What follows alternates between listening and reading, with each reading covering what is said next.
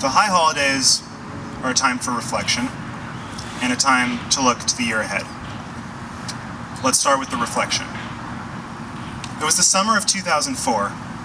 College applications were 3 years away. The word iPad still solely conjured up the mental image of a high-tech feminine hygiene product, and John Kerry was a realistic presidential contender. In other words, it was a time of innocence.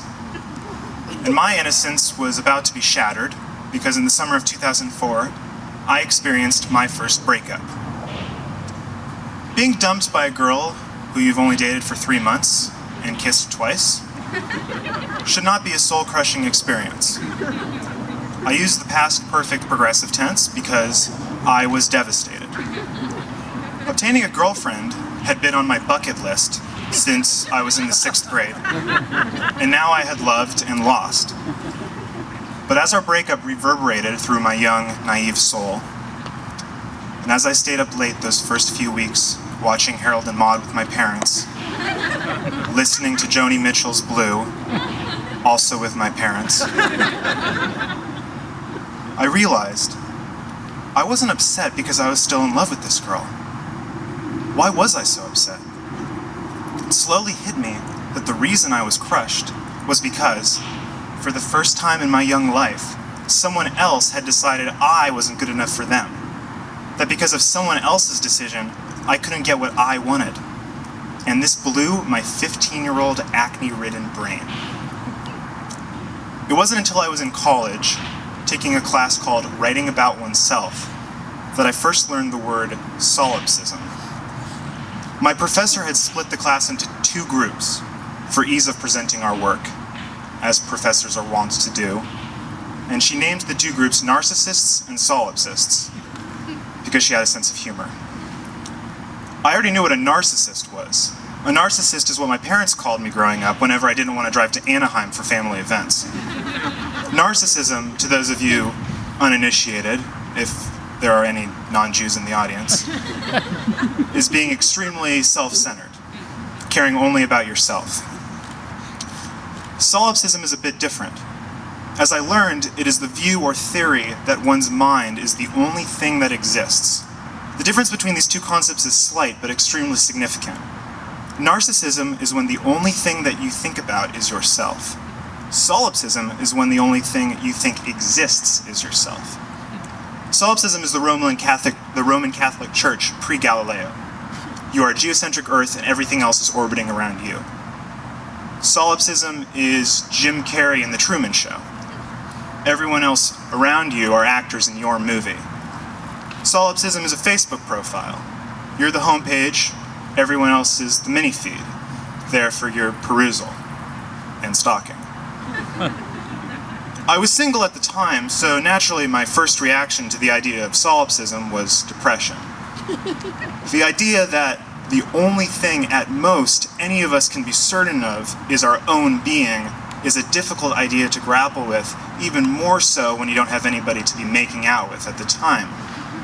Like many a young thinking Jew, I tend to get metaphysical during dry spells, and I had finally found a word that described to me the inherent impossibility of human compassion.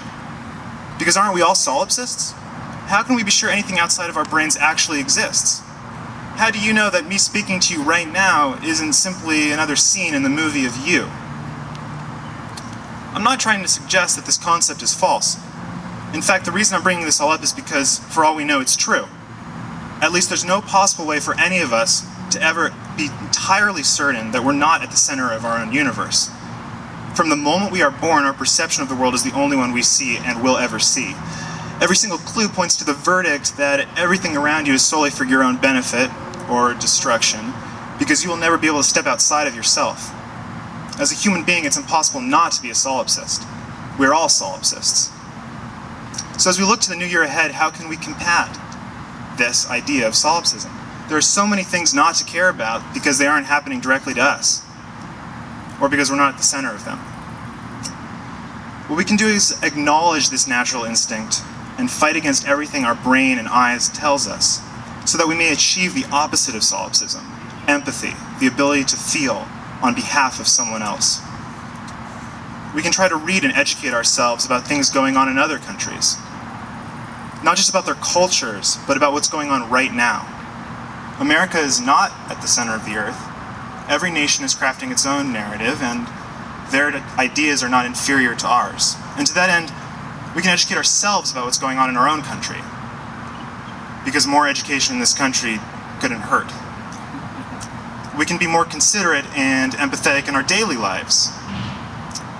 When the woman in front of me at Intelligentsia takes 5 minutes to figure out what she wants to order, maybe it's because she's having family problems and she's distracted.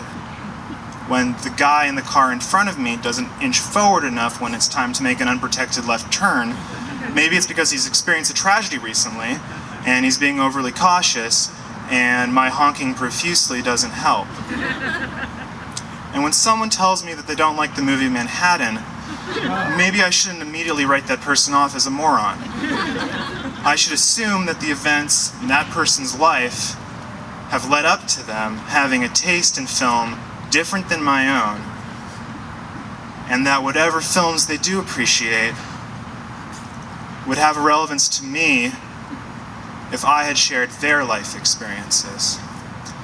And I try my best to believe this. It's not easy, but I try. And finally, in our personal lives, whether it is our relationship with a spouse, relative, friend, or even high school girlfriend, we can work to accept change in other human beings and in our relationships with them.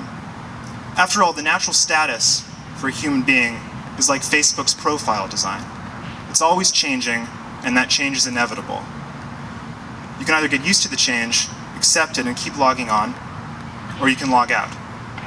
And we all know that logging out is not an option, because there are people to stalk. We may be experiencing life as the protagonist of our own movie, but so is everyone else. In the new year, let us all do our best to make other people's movies better. Otherwise, we're all just living the movie Castaway. And of all the movies to choose from, do you really want to live the movie Castaway? Can we at least pick Forrest Gump if we're going for schmaltz? Thank you.